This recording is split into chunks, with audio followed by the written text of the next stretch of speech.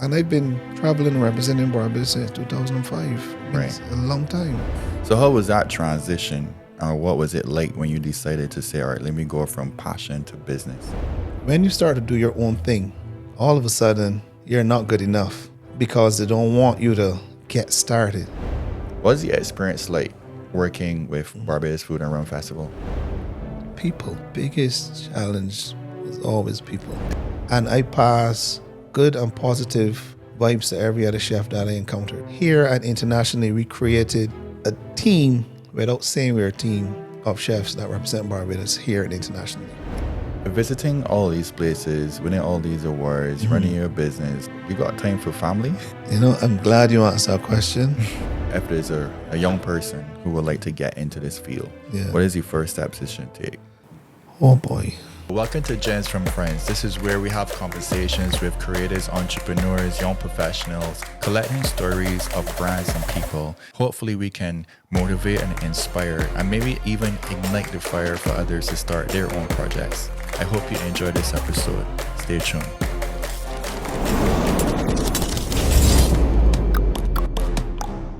All right, so the person I have in front of me today is labeled as Barbados Chef of the Year. 2005 and 2007, Correct. and then for Rum and Rhythm Chef of the Year, 2016, 18, and 19. Yes. So congrats on that, and you. thanks for coming through. Oh, my pleasure. My pleasure. I see you roll up in a truck with a stove at the back. So is that how you roll? You just take off your stove and just cut wherever you go? Sometimes, actually. But Because they today could ask you to do something here, no. Oh, we would You have know, to have the lunchtime. food, man. We just got the stove. But you know how it is. It's that time of the year. We getting Right. ready for a big event tomorrow. Right. So apart from just cooking in the kitchen, we got to have some equipment on site to finish stuff. Okay. So you got to do what you got to do. That's cool, man. Yeah, That's man. cool, man. I see you all over the place. All over. You know, you ever saw this for yourself, like when you were much younger? No. Honestly, when I first started, I really couldn't handle the attention. Okay. By nature, I'm very quiet. I get along with people. I love people. But then I used to spend a lot of time with just me. You know, apart from playing sports, having friends, the girlfriend, whatever, it's still like your own time. But boy, when it got crazy as a chef, it was a rush. Right.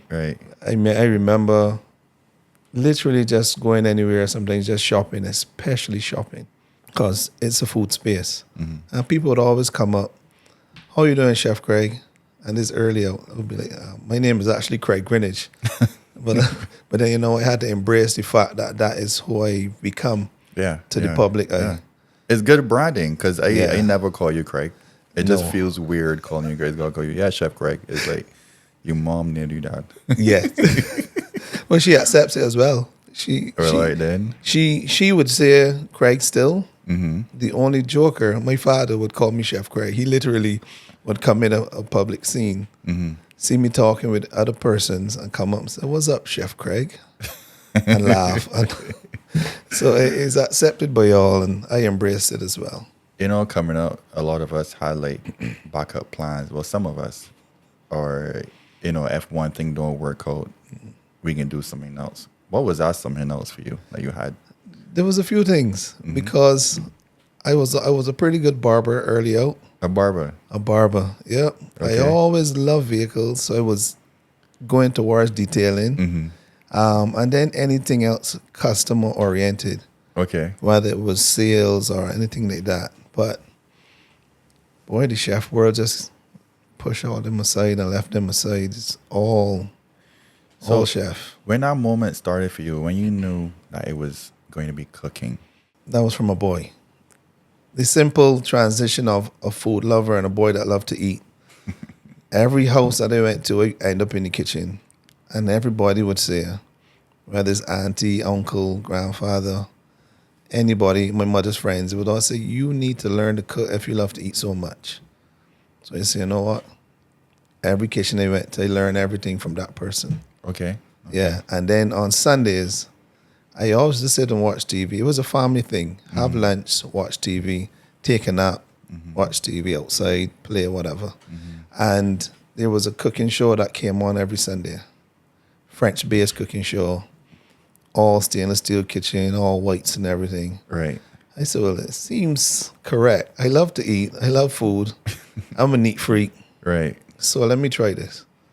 So you started to find kitchens attractive. I still do. I think kitchens are amazing, man. Wow. Especially when they're clean. Mm-hmm. I love a clean kitchen. Mm-hmm. I just love, and the thing is, coming back to loving time alone, mm-hmm. I love to go in the kitchen hours before my team. Okay. So peaceful. Right. So I found the way back to having some time on my own and then still interact with everybody. But right. Yeah, kitchens for me, wherever I go, people at kitchens still. Houses, restaurants, hotels, mm-hmm. outdoor kitchens, where there's a barbecue setting, I look at all of them. Right. So you just enjoy your time just sitting or standing in the kitchen. Standing. Never get to sit. But I sure do. Is there anyone that was like an influence to you when you realized that this was your passion? Yeah. There were, well, early out, or you mean as I came into it? Well, earlier. Is there someone in your life that would have you watch and it kind of inspire you to say or lead you into that direction? Yeah, definitely my mom, mm-hmm. my grandmother, my aunt, and my father as well. Mm-hmm. Because each person had a different impact for me about food. Mm-hmm. For my mom, watching her cook, having that Sunday lunch, having the local green peas and rice that mm-hmm. she would literally pick, and shell them herself, the chicken and that kind of stuff on the bread, seeing her stuffing the Bajan seasoning there and then baking it at the right time and everything, and it's still tender but golden brown and all that stuff, mm-hmm. And the right kind of coleslaw, and then, a little later she started to do curry shrimp and all that kind of stuff. So I see mommy showing off, and I said, but this is nice, man. Food could be this good. So, looking forward to Sundays. Mm-hmm, mm-hmm. And then now for my dad now, but my mom would cook during the week as well. All would be good, but especially looking forward to Sunday. Mm-hmm. Then she would show off after having that hard week with work, cook a big food, as we would say, and chill with the family. Yeah, in Barbados, it definitely was a performance on a Sunday. It is. it still is when I get time to. Right, okay. Yeah, so that would be, I would say that's the number one. Mm-hmm. Number two, so my dad was former Barbados cricketer, West Indies cricketer as well, mm-hmm. and he played county cricket. So his thing was healthy food. I hated most of it. Right. But I tried a lot of it as well. Right. And then I noticed that my dad is really, really good with breakfast. Okay.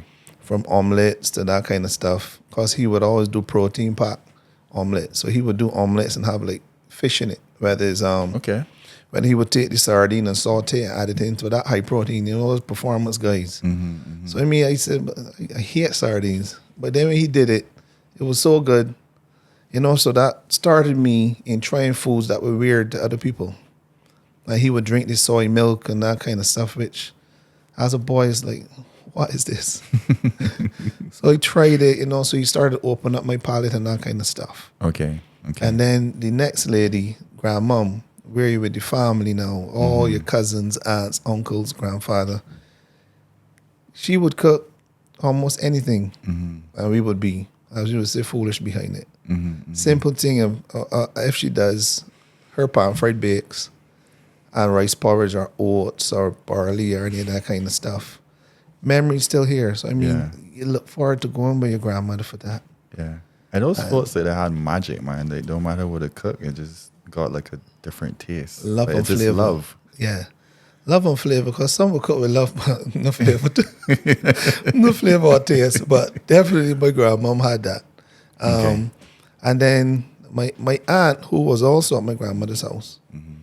she would cook more of she would give grandmom the Saturday off. Okay. So she introduced me to comfort food, the fried chicken and the home-cooked chips and all that kind of stuff. You sound well-fed when you were growing up. For sure, for sure.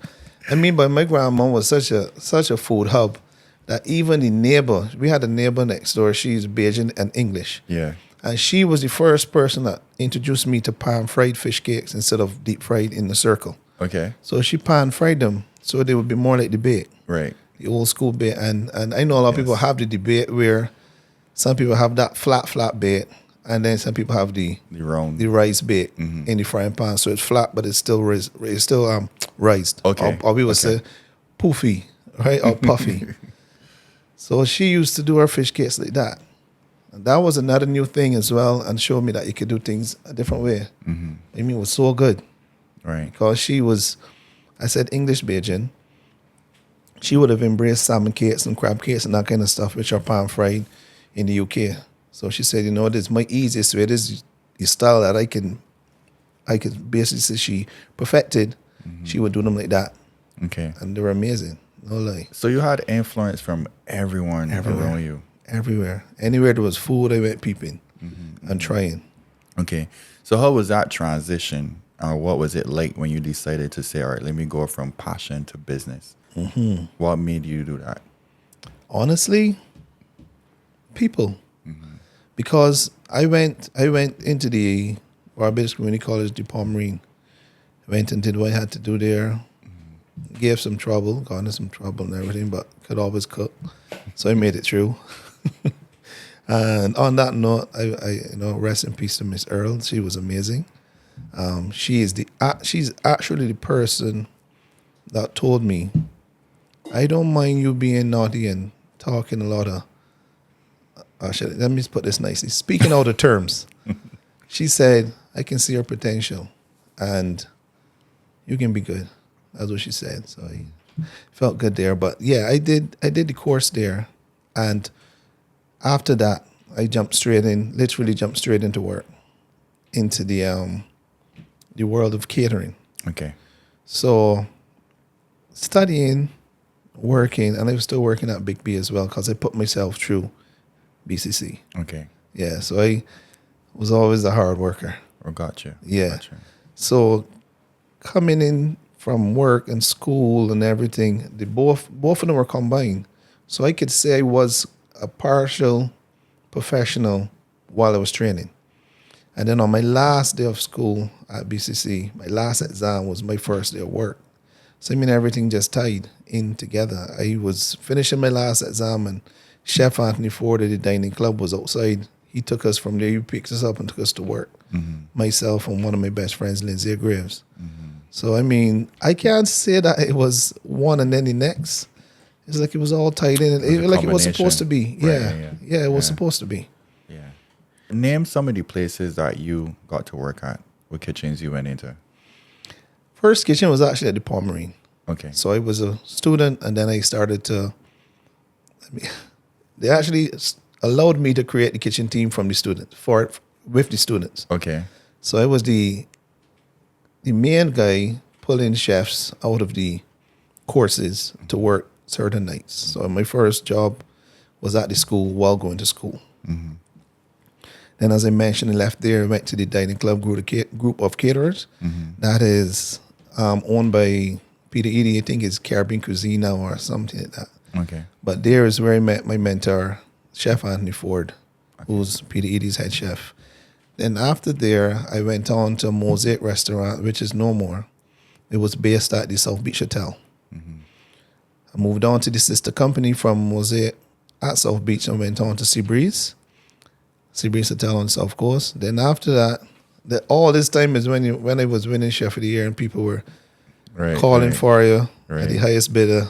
You know, you're young, so you're moving around a little bit. It was a gun for hire.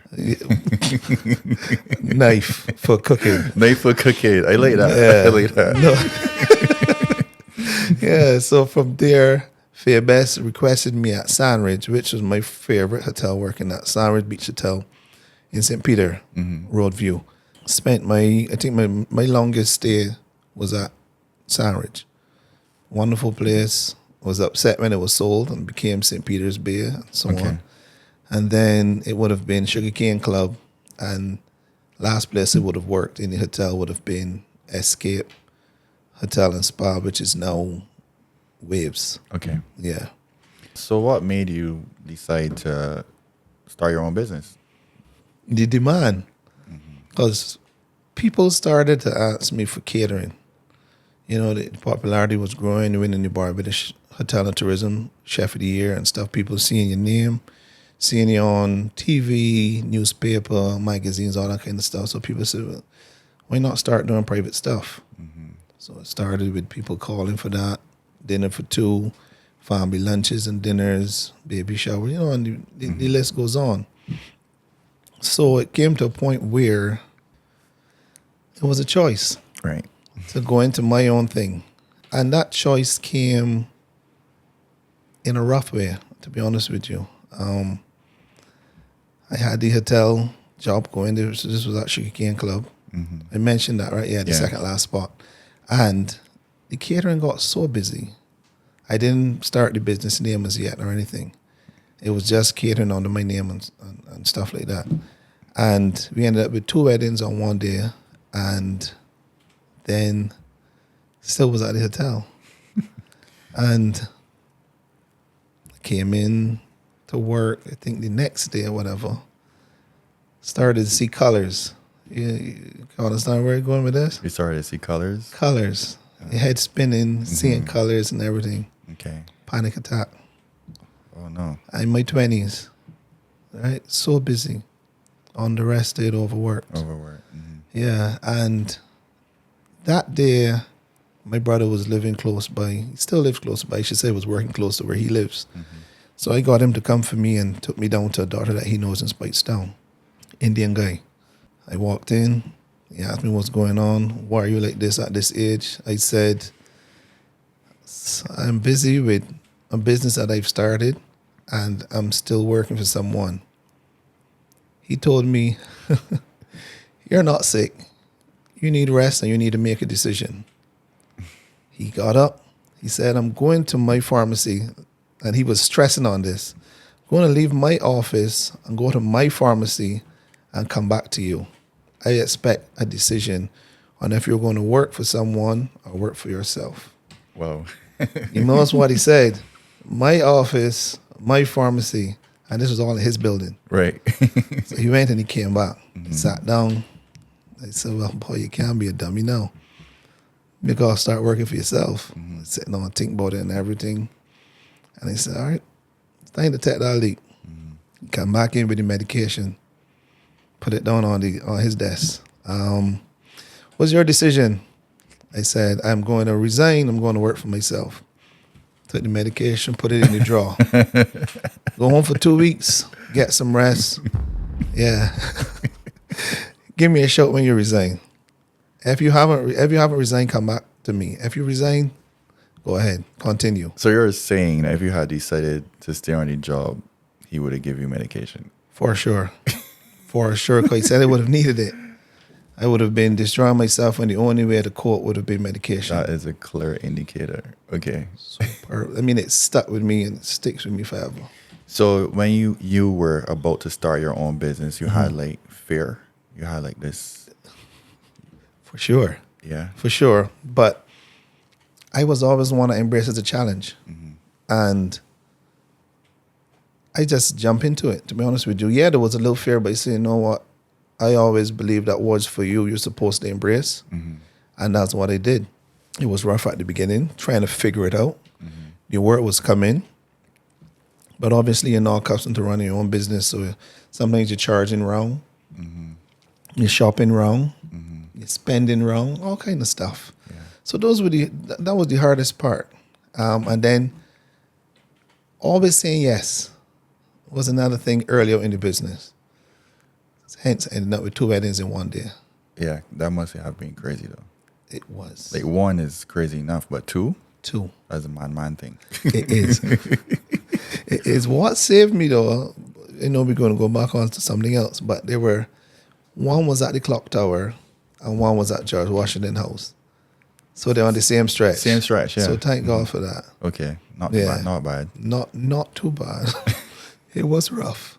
But yeah, the early part of just trying to get things together was the hardest part. Because now you were spending less time out the kitchen now and more into the office now in terms of like getting your books and the ordering and the spending, as you said, and correct, and talking with customers and clients and stuff like that. Correct. So, I mean, I'm just curious to hear how you navigated that, or if you had like a team from the get-go or anyone help you in that process.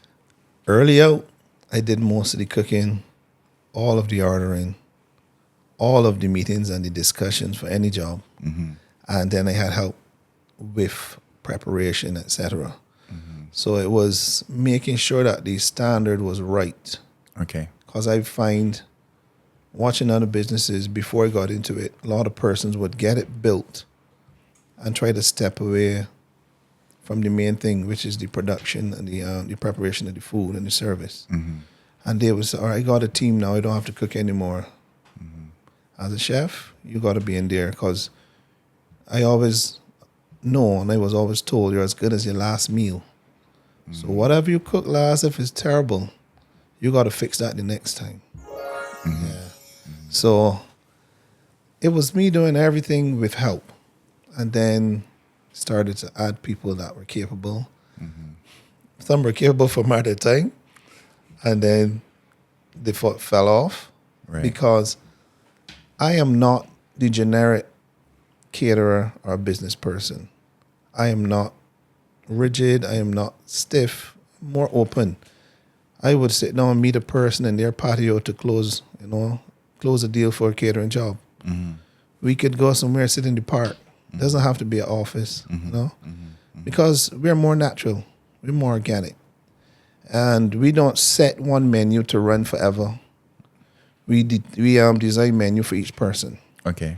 Or for just a season. Like for Christmas now, to keep ourselves sane, there's one buffet menu for Christmas. Yeah, so you don't see colors again. Exactly. We just want to see colors of food. Colors of food. That's colors it. of food. What was like, Yeah. Can you name like some of the biggest challenges you had to face in the business and like being new to it? Oh, people. Biggest challenge was always people. Dealing with people. Not always customers. Customers will always love you. The other chefs, the older chefs, Okay. that was the hard part. What made it hard? All right. All right. Clear example. As I mentioned, I was working for a group of caterers, my first job. Right. Chef Peter Edie, my mentor, and like a father to me, Chef Andy Ford. But the thing is, when you start to do your own thing, all of a sudden, you're not good enough, because they don't want you to get started. Or he's only there because he worked here. Okay. That kind of stuff, And being at the age that I was, I got upset. I never really bashed anybody or anything. That's not my style. But I felt bad about it, Especially when you were with that company. High praises. Oh, we love you, whatever. You're doing so good. As soon as you're gone along, it's the worst thing, Right. And I had to understand that is just our nature here in Barbados. Not everyone, but I mean it's a general thing. They try to break you down to see if you're strong enough to survive, instead of embracing you from the beginning and let you grow. Right. What do you think, though? What do you think that is? That is the older culture. Okay. And we could fast forward to now with the group of chefs now that are on the scene. I could call any of them right now, and we all get along. We send business to each other if it suits the style.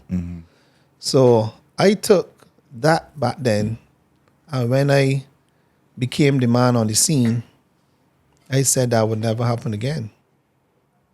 And I pass good and positive vibes to every other chef that I encountered. And with doing that, here and internationally, we created a team, without saying we're a team, of chefs that represent Barbados here and internationally. Okay. Yeah, and everybody has a different style. They know when it comes to traditional Bajan, they leave that to me. Then they will have like a rustic gourmet, which is more Damien Leach. And then there's artistic gourmet, which is, he really is like an artist. That's Javon Cummins. Right. And then there's the flashy and the expensive guys. That's Trevon Stout and Marvin Applewhite. Okay. And that's just a couple of the names. Right. But we all get along, and we all hold our stride in a certain area. We can all do whatever each each other's doing, except for maybe me that does the old time Bajan and stuff. But we all get along and we all move in stride, but with different looks, Different looks. slightly different styles. What's your differentiator? What makes you different from all the others? Just me. That's the first thing. Right. No one else could be Creig. Exactly. But honestly, I can safely say, because of when I started and the change in culinary, I was able to bridge the two, the older generation of chefs and the younger ones. As I said, I can safely say one of the last chefs to learn that older style. Okay. And then I left the dining club and went straight into fine dining. I was green to fine dining. And I learned that as well. And this was all within a year. So I mean, I learned from mass to fine dining. And I can do everything that needs to be done within catering. Where other guys are restaurant or hotel based. And some are now bridging into catering. So if you understand where I'm going, I am the one that does everything. And these guys have specific areas. Yeah. So you'll be like a one-stop shop kind I of can thing? be, yes. You can be. For sure. Okay. You advertise as what you do? No, Or it just I don't happened? have to. It just happens. Because when people ask for something, I usually would not say that's not what I do. Okay. I would embrace the challenge, as I mentioned before. So if you want to come to me and say, like, last year, I did a full African wedding and never cooked African before. Wow. With high praises. They asked me for what, they told me what to look for, these are the dishes, whatever. So I said straight and plain, so you're a Bajan marrying an African in Barbados. So I said, no problem. Bajan African menu. All the African dishes, we not know right how to depart. Because I asked for free range to include some of our seasonings and spices into what they do. Okay. And doing that, I was more comfortable, but embracing what they do and making it a little better with what we have here. Okay. So that's just an example. And that was a wedding for like 220 people. And I never did African. Never before did that. it? Never. And you never had any doubts when you accepted the job? Of course. But research. And then you got to remember, cooking is cooking. And that is one thing that I learned from traveling. I would leave Barbados, go as far as, let's say, France. And I can get everything that I need or close to what I need to make Bajan food in France. You understand? And being able to produce what I do anywhere, I said there's nowhere that I can't cook anything. You understand what I mean? I got you. There's the basics in cooking. There's, the frying, grilling, saute, whatever, certain kinds of sauces. There's a method to get to eat sauce. There's certain ways to bake. Everything. Temperature control, timing, everything. So, with the basics, you can cook anything. Any cuisine. Just embrace it. So you mentioned France. What are some of the places that you would have visited and cook? I ain't trying to give you the full list. If I forget something, so be it. No problem. But since we started in Europe, I did France, Ireland, Scotland, Belgium, Switzerland. I said that just now. No, you didn't say that yet. Right, Switzerland, and in the UK, we did because we did road shows in the UK. We've done London, Newcastle, Southampton, Kent. Sorry, there's Hertfordshire or whatever, something like that. I'm not something like that. Listen. There's so many places, and I am from Barbados. So if I say something wrong, so be it. That's fine. You could look it up. Google. Yeah, correct. But there's a lot of places in the UK. I think at least 10 places. As I mentioned, in Ireland, to obviously the Belfast and then Glasgow and whatever, and then the other spots that I can't get called now. And then I did Brazil. In the Caribbean, cooking wise, I've done Trinidad and Puerto Rico. And then here comes the States where I almost lived there. Right. You For a didn't year. want to come back home. No, not almost live. I was there so much while living here. Right. Yeah, in a year, sometimes I would travel every other week to cook. Back that was in 2019, 2000. Yeah, right before COVID and stuff. Yeah. But then in the States now, there's New York, Washington, Miami, California, South Carolina, You went a lot of places. Charlotte. Yeah, there's a lot, and there's still more. I think there's mentioned Atlanta already, Yeah. California.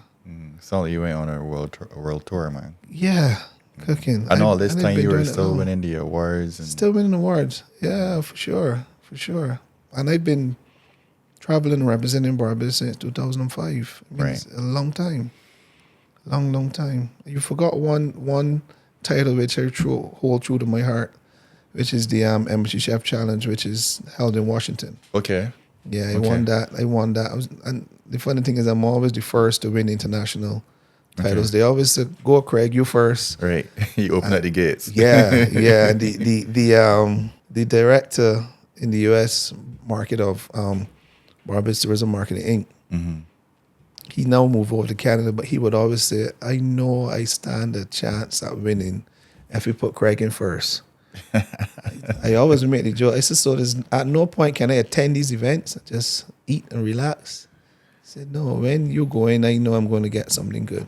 So when you go to these places, right? Mm-hmm. You ever stop and look around and be like, how did I get here? For sure. I mean, like that same competition, and I mentioned the Embassy Chef Challenge, that's held in the Ronald Reagan building in Washington. Mm-hmm. When I got there, I was told, and bearing in mind, I did this with no other chef. I just had the office. What is her name now? Let me get this right. Her name is Petrel, Mm-hmm. but her title, she's an office administrator. She's the head office administrator in the U.S. BTMI office. Okay. That's the only person that had to help me to serve. When I got there, they said we were going to serve 1,000 people. 1,000 people. The judges could walk through at any time. It's no 4 plates and you do your best and make it pretty. It's 1,000 plates and you have to make sure everyone is exact. Wow. And you have to be able to talk about your food. And I had to make a cocktail as well. And I did this, as I said, only server I had there was Lady Petrel. And getting there, they said, "Oh, they're going to be other countries and islands and stuff." When I got there, as just Barbados, and they put us right at the entrance. So it's like, "All right, you're here. This is your first time here, Barbados. Chef Creig, we're going to make sure everybody sees you." Boy, I mean, people got off the escalator right by us. I said, "Okay, no problem. I can handle this." And there I am plating going through. While doing this, as you said, you're looking around. I can see Ghana. I can see Korea. I can see China, Japan, France, Argentina, Mexico. You hear the places I'm calling, right? England, Czechoslovakia, I pronounce it right. All those places. And to know that on that night, Barbados, through me, we beat all those guys. Wow. I gotta give you that. Gotta give you applause. Yes, I mean those are the things that I hold true to our food. To know that I went there and I did a take-on sweet potato pie. I did pork, Bajan seasoned pork soaked in rum. And then I did Creole / curry stew with saltfish and shrimp. And then we did passion fruit rum punch to top it all off. I mean, to give the Bajan food, and I saw the judges came through. I think we were like 3/4 way through our service. At that time now, you're getting stiff. You're getting tired of making sure everything lasts in for the whole night. And then the judges pop up because you don't know when they're coming. Yeah, the And they surprise. pop up. And good thing for me that I could continue speaking about why I cook what I cook and why I brought it here. And letting them know about Barbados. Because the event, yes, it's about food, but it's about culture and representing where you come from. So they love the food and then they love the presentation. You can't just cook a good plate and then be just there because you're here to promote Barbados. You're here to represent Barbados.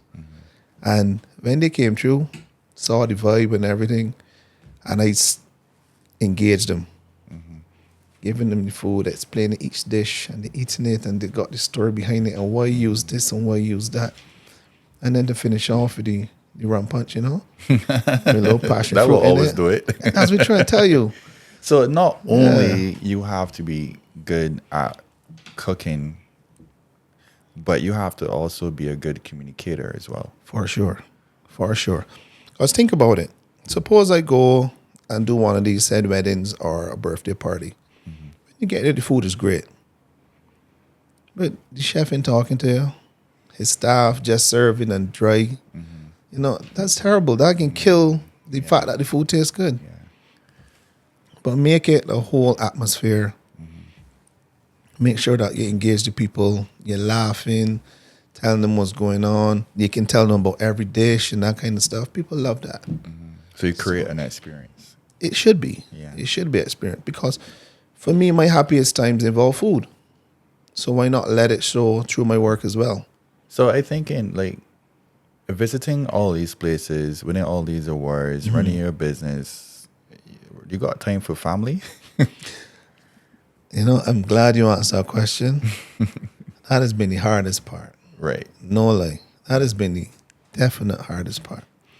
People not understanding what you got to go through to be the chef that you are. And me also getting frustrated that people don't understand. It was hard. And then getting a daughter who didn't care what was going on. She wanted daddy. Was heartbreaking at the beginning. But I had to now strengthen myself again to make sure I can both deal with her and do my work. So much so that my daughter at a certain time decided, sorry, mom, but I can move with daddy.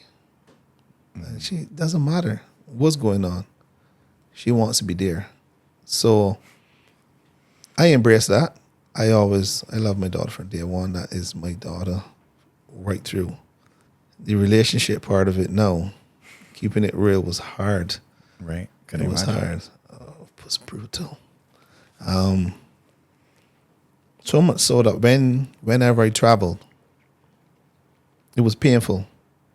Because you're going through being busy at home and not having enough time.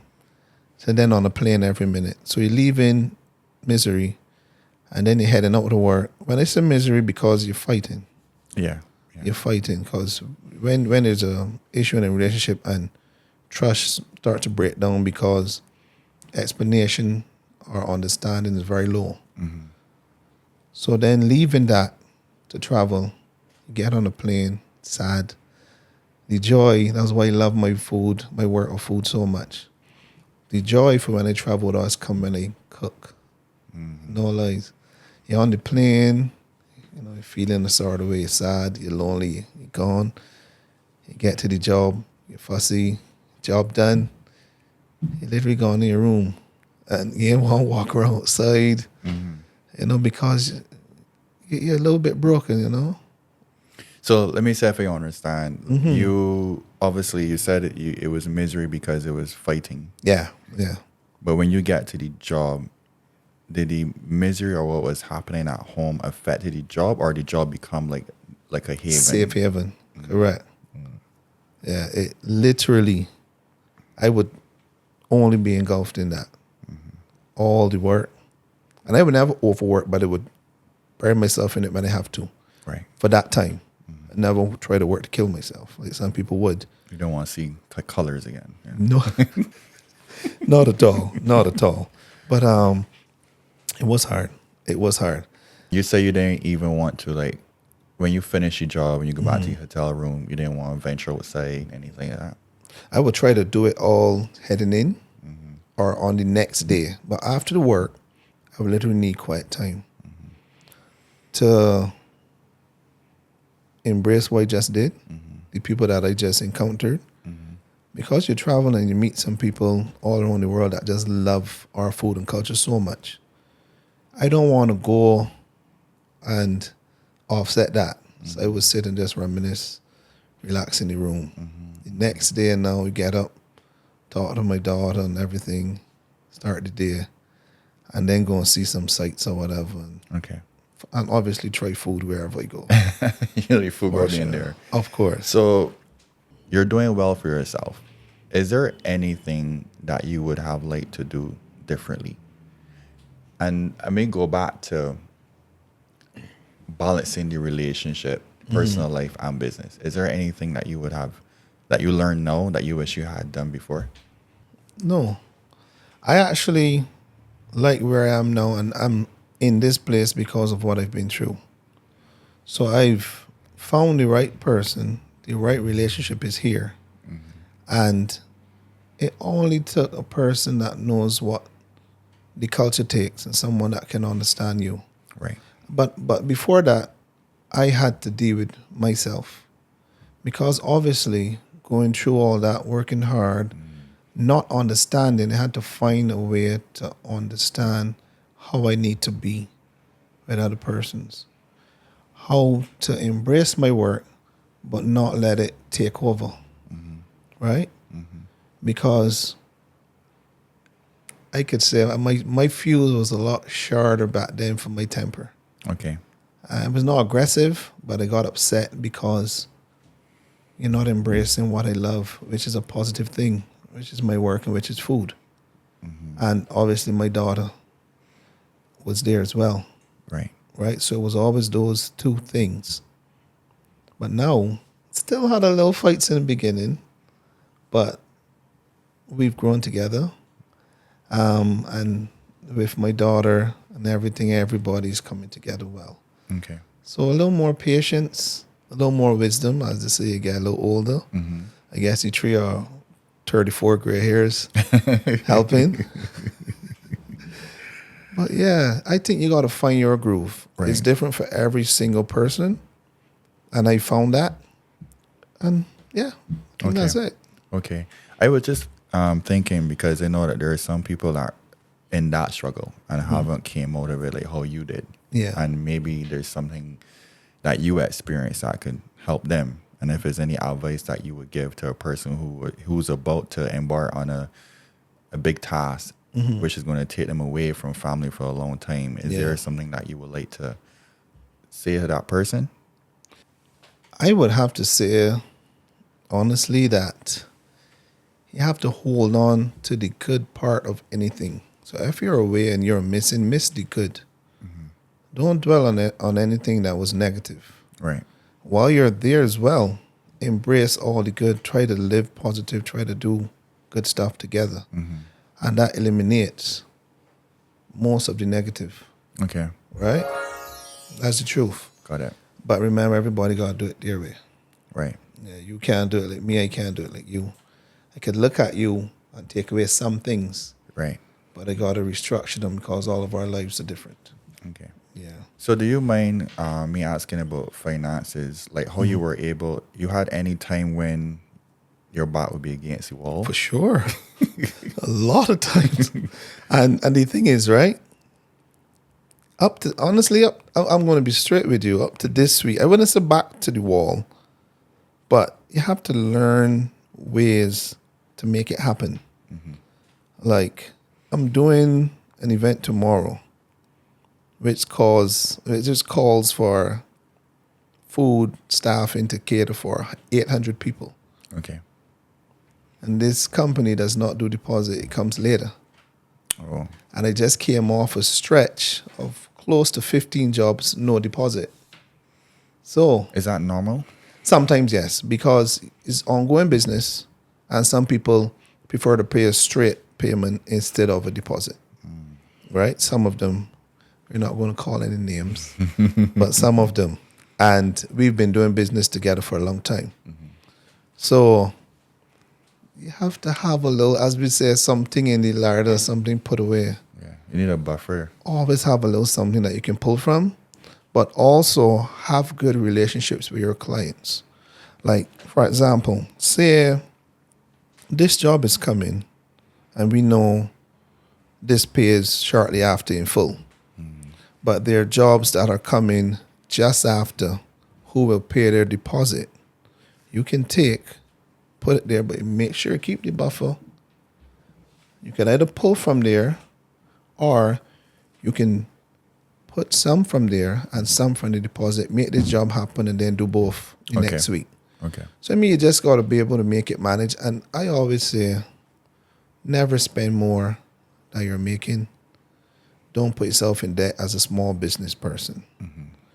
Because I just built my kitchen. It's almost finished. No loans. That's my style. This may not be your style. Out of pocket, as we call it. I have no one to hold me to ransom for that. You understand what I mean? Right. So, I mean, if you can spend literally cash on something that you need for your business, go ahead. I know the bank likes to see credit. Yeah. That's a lifestyle now. Yeah. That's honestly a lifestyle now. It's not for everybody. Yeah. I even had some people that will come here and say the opposite, where they say it's okay to borrow money and it's okay to get into debt because it also pushes you to work harder because you know that you got something to you gotta pay back. Yes. See, that's why he said what he said. Different people. Right. Because there are other persons like me that would do that. But you don't do it in a way that when you do that is a burden. Right. You accumulate, but you always have, as you said, that buffer, and you have other stuff going on. I am not one that loves debt because I work for myself. Right. The last thing before we wrap, I want to know, like, what's the experience like working with Barbados Food and Rum Festival? The full experience or the last one? The last one. All right. The full one might take a little longer. It's actually a big difference. Okay. I could give you a quick rundown of because I've been there from Taste of Barbados, which Taste of Barbados bought into Food and Wine and Rum. Okay. So that's how Food and Rum came to Barbados with Food and Wine, the international brand. Right. So they came in, and then the contract, over a period of time, it stopped. Okay. Then they moved on to Food and Rum. So when I can't just say how it's like working with Food and Rum, I have to include all of that. No problem. Yeah, because that's where it started. But it's definitely bigger. It is not as intimate. I mean, and I think that's what we've lost. Okay. It has gone from dining, food and beverage events with entertainment more so at the end to party events with food, which is bittersweet for me. Okay. Because I am an event chef, but I also embrace doing Food and Rum to be just showcasing the food and having that intimate vibe. Right. So now I feel like every event now is crop over for me. Right. All of them, lots of music, lots of noise, everybody, feeling sweet, that kind of stuff from the cocktails and everything, instead of choosing between a glass of wine, a sip of rum, or a rum cocktail. I'm moving around to nice gourmet food stations. Right.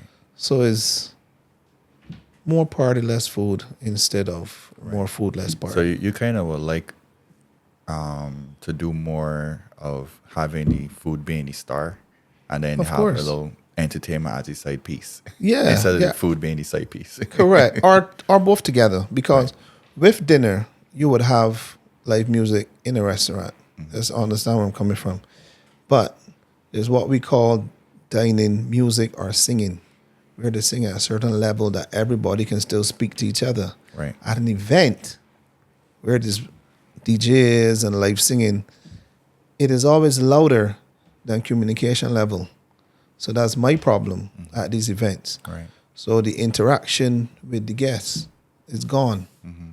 And it goes from me coming to a station and really enjoying food to me just want to grab something to get back to the party.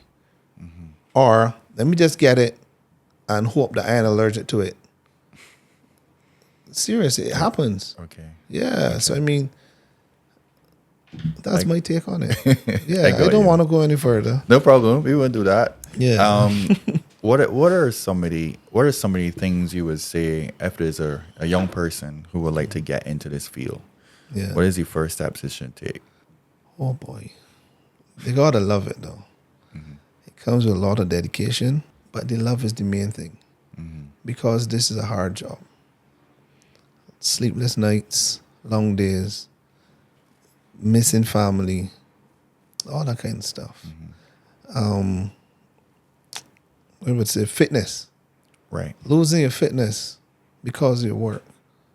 Like me, I came from track star, basketball star, into cooking. And when I looked at the shape I was in from where I was, it was hard. So, I mean, Does it have to be like that?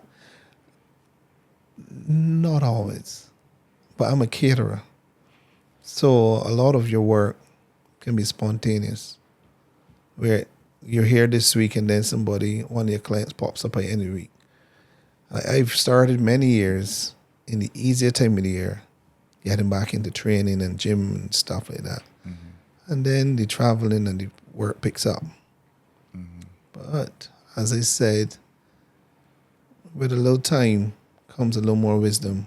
And I've designed it into a way that I'm now getting back into fitness within just the last 2 weeks. And I'm determined to do it in December, which is one of the busiest times. Okay. Because if I can get it done in the busiest time, It'll be easier. the easier times are already in a groove. But that's just one example, because there's some other people, like another friend of mine, he loves, let's say, rally. And sometimes he's so upset because he's at work and can't get out to rally or meet or anything like that. So you got to be able to stay strong, embrace what you love, and do the other things when you can. Or be able to balance your life from early into it. So you got to set clear boundaries. You have and to. create the habits from the beginning. Correct. If not, you're going to get lost in it. I know it happens when you're trying to make your name. Because when you're trying to make your name or get good, not necessarily publicly, but within a restaurant, a hotel or whatever, you're trying to get yourself to a certain spot. It calls for a lot of dedication. Right. It calls for a lot of mental battle with other persons as well, because it can be a toxic environment because of the stress. The stress level is so high. Right. So I mean, you got to really love it, embrace it, and still patience and, let's say, the word I'm trying to find, but an open mind, I can say, because you're going to meet different people that are going to test your patience if you allow your patience to be tested. So you got to carry a certain amount of grace, really. For sure. But you got to be reasonable too, because as I said, there's so many different attitudes and personalities that you have to embrace and encounter in a stressful environment when the pressure's on. Just think about it. Say there are 6 chefs in the kitchen. You're the new one. You're in the area 1 of the professional. But you're on starters right before main course, then the dessert. And you're slow. So you're slowing down main course and dessert as a new person. Right. So you got to try to pick up your speed. You still have to be strong so that you can take the verbal lashes from the others hustling you. Because literally 15 minutes between course or whatever. So that's why I say you got to be real strong here and physically and then emotionally. But once you find a love and a groove for it and you get in a relaxed mode, it's just going to flow. Right. Some people take it on too much and they allow it to become that burden. Oh, I got to go where I got to get this done by this time. I got to get this prep done. Where you set it as a challenge like I would.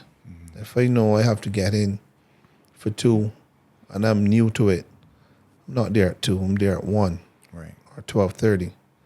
And I'm going to get all that prep done. And while getting my prep done, I'm going to peep at the main course chef Okay. and see what he's doing. You can't always unbug them when you're new because they stay up the kitchen. But go and peep and learn, so you'll know what he's dealing with and why he is the way he is, and for him to also appreciate you coming and paying a little attention. So you will know, or he could see how much work. You don't have to say much. Or pass him something. You want pot, carry the pot wash, some stuff like that. Right. Show some interest. Yeah, like a rookie. You go in on a team or whatever. You go in and you make sure you pay your due. Yeah, there's so much layers though. I mean, because sometimes when we just hear about a chef, we just think about the kitchen, right?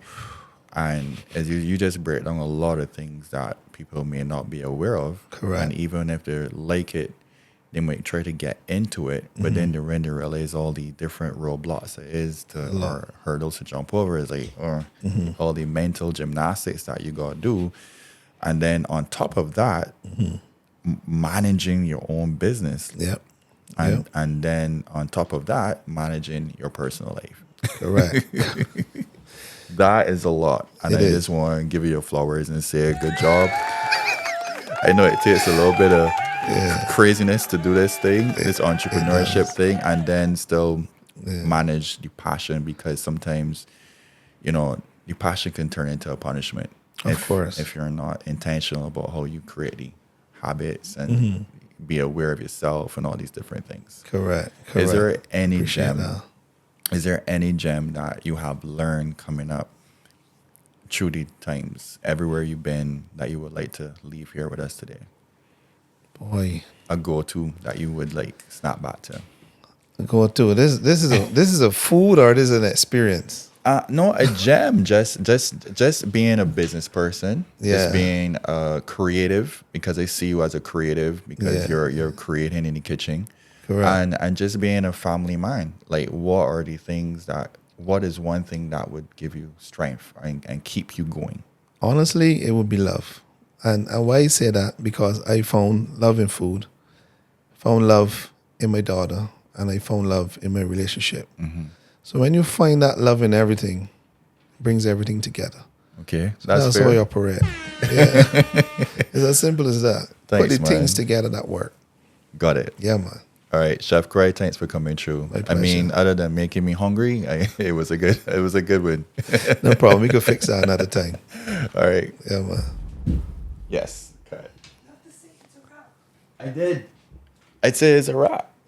It's coming true. It's a wrap.